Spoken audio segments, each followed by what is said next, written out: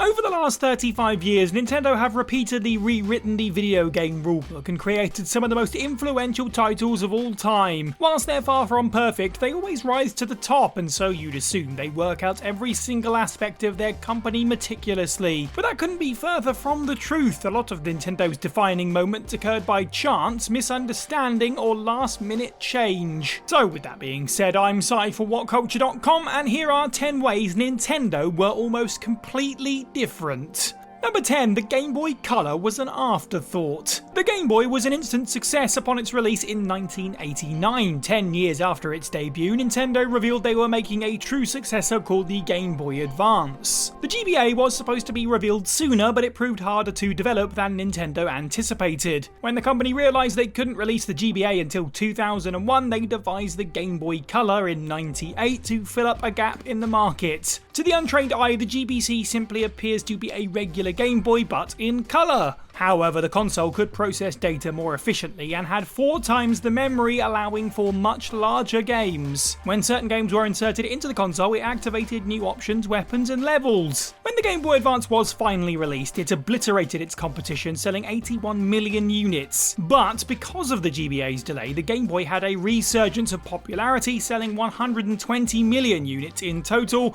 making it the most successful Nintendo console ever apart from the DS. If the GBA wasn't delayed, Nintendo would have ironically made far less money. Number 9. Super Mario had no resemblance to his modern image. Every facet of Super Mario is so ingrained in the minds of Nintendo fans, it's hard to imagine him any other way. However, the Italian plumber could have turned out totally different. The only reason he looks the way he does is because of the limitation of 1980s graphics. The reason why Mario has a hat is because it's easier to animate than hair. His mustache exists so that his nose could be delineated with so few pixels. Of course, he was originally called Jumpman, but he was nearly known as Middle-Aged Guy. Ah yes, Middle-Aged Guy Sunshine. Yes, that sounds marketable. In the early stages of Super Mario Bros., the Koopa Troopers were supposed to be the game's most basic baddies. Since developers struggled with taking them out, they decided to insert a simpler enemy called the Goomba. Although the Goomba is the most famous foot soldier in the Mario franchise, and the first one you ever see in Super Mario Bros., he was created very late into production. After the game was a smash hit, Nintendo unsurprisingly designated Mario as their mascot. If Super Mario Bros. Wasn't successful, Nintendo would have stuck with their old mascot, a yellow blocky cross-eyed chap called Discon. Number 8. Captain Falcon was almost the mascot of the Super Nintendo. In 1983, Nintendo released the NES and Sega released the SG-1000. When Sega's system bombed, they tried again with their follow-up, the Master System, but that also failed. Sega realised that their system didn't just need better graphics, their company needed a mascot as iconic as Super Mario. Not only was their next system, the Mega Drive, superior to the NES in nearly every regard, Sega replaced their cutesy mascot Alex Kidd with the much cooler Sonic the Hedgehog. When Nintendo saw the popularity of the Mega Drive, they countered with the release of the Super Nintendo. When Sega's system continued to outsell them, Nintendo strongly considered kicking Mario to the curb for a new cutting-edge mascot of their own. Takaya Imamura was showcasing his drawings at the time for his upcoming racer for the SNES, F-Zero, to Nintendo workers, and one of them expressed interest in one new character as a face of the brand. To help sell them, Imamura was told to name him something cool like Captain something or other. In the end, Imamura dubbed the character Captain Douglas Falcon. Yes, his real first name is Douglas. But when the SNES pulled ahead in front of the Mega Drive, Nintendo decided to keep the Italian plumber as the face of the company. Number 7. Super Mario AllStars was created by accident. Grand Theft Auto owes its existence to a glitch. Tekken was solely devised to test new software. Metal Gear's emphasis on stealth only came to be due to the limitations of the system. Bizarrely, Super Mario AllStars was also created by accident. When the developers for the Super Nintendo were working on the game that would become Super Mario World, they used the same design as Super Mario Bros. 3 and then tweaked them to have modern graphics. Over time, they thought it would be a good idea to release a 16-bit version of Super Mario Bros. 3 on the console. Since the game's graphics are similar to Super Super Mario Bros., Super Mario Bros. 2, and the then unreleased in the West Super Mario Bros. The Lost Levels, the company released all of these games as Super Mario AllStars on the Super Nintendo. It worked out since AllStars became the second most successful game on the system, just behind, ironically, Super Mario World. This was a big deal for the gaming industry as it inspired other companies to remake older games with improved graphics, a practice that's still popular to this day.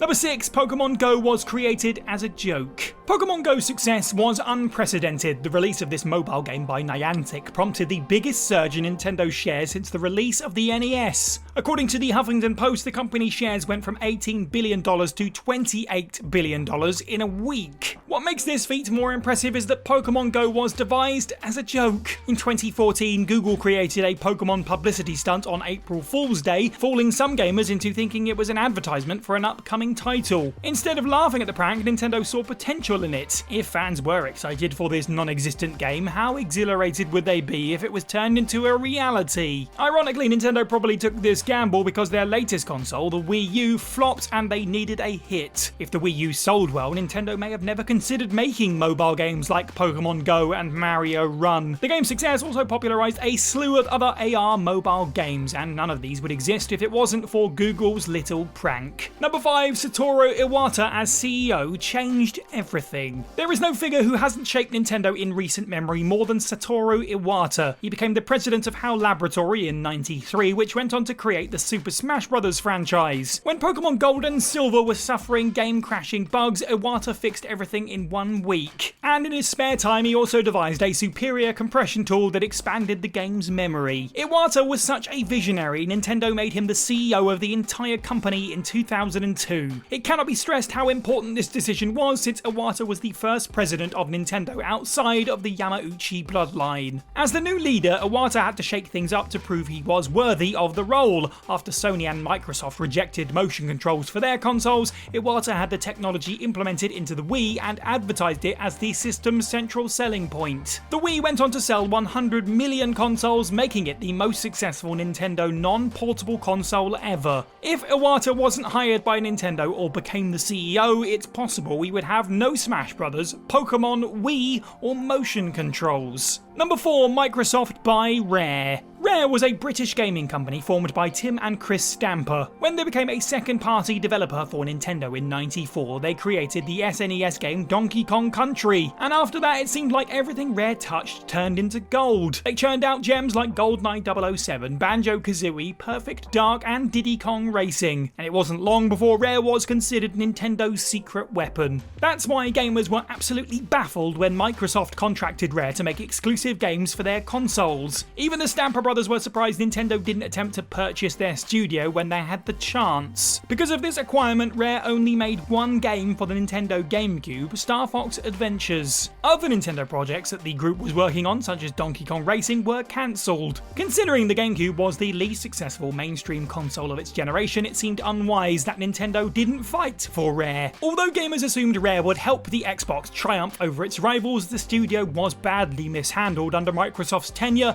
causing the Stampers to step down from the company that they created. If Nintendo acquired the studio 20 years ago, it's possible Rare would still be dominating the gaming industry today. Number 3, Donkey Kong was nearly a Popeye game. In 1979, Nintendo released a Space Invaders-like shooter in Japan called Radar Scope. The game was a success in Japan, but tanked in North America, leaving Nintendo with 2,000 arcade cabinets that had no one playing them. Instead of letting them go to waste, Nintendo's president, Hiroyoshi Yamauchi, assigned Shigeru Miyamoto to remake the game with new features. Instead, Miyamoto repurposed the game's engine, turning it into a platformer revolving around Popeye the Sailor Man. Popeye was supposed to traverse through the levels to rescue Olive Oil while the dastardly Bluto hurled barrels at him. When Nintendo failed to obtain the rights for the property, they could have given up on the project then and there. However, Nintendo couldn't let all their time, effort, and money go to waste, and instead the developers released the game after they redesigned the characters. Popeye became a Mario prototype called Jumpman, Olive Oil became Pauline, and Bluto, of course, Donkey Kong. Radar Scope might not be well known, but it should be recognised since it indirectly created the company's most defining character, Super Mario.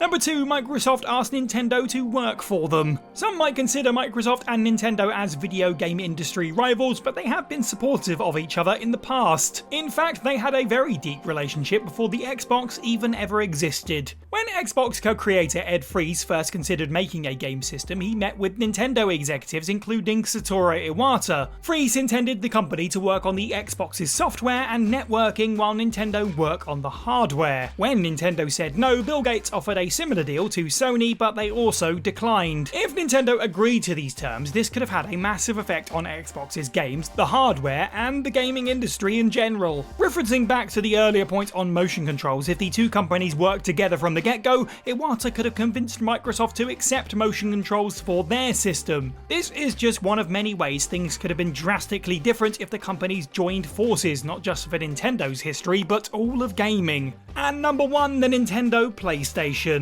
It's common knowledge that Nintendo and Sony were originally meant to make the PlayStation together. After the two companies disagreed about key issues, they parted ways and Sony decided to create their own console. However, this story is a gross oversimplification. In 1988, Nintendo made a deal with Sony to manufacture a CD-ROM add-on for the Super Nintendo. 3 years later, Sony unveiled a console that accepted SNES cartridges or SNES CDs. Since Sony developed the SNES CDs, the company believed they should have more control over the software licensing. They also believed cartridges were dated and Nintendo should only use CDs for their games. As a result, Nintendo president Yamauchi scrapped the deal, forcing Sony to work on the PlayStation alone. Yamauchi then crafted a deal with the Philips company to make a CD-based system. But please, let's never talk about the CDI ever again. On the flip side of this awfulness, Sony's PlayStation became the first console to sell 100 million units, nearly triple the amount as Nintendo's console at the time, the N64. The successor, the PlayStation 2, sold 155 million units, making it the most successful console ever. It's ironic how Nintendo worrying about Sony gaining too much power turned the company into Nintendo's biggest rival. Nintendo, this one is for the diehards, and if you're a diehard Nintendo fan, click here to watch our video ranking the 20 best Game Boy Advance titles ever. Make sure you like this video, leave a comment down below, and do subscribe. Head over to WhatCulture.com for more content every single day. I've been Si for WhatCulture, and have a good week.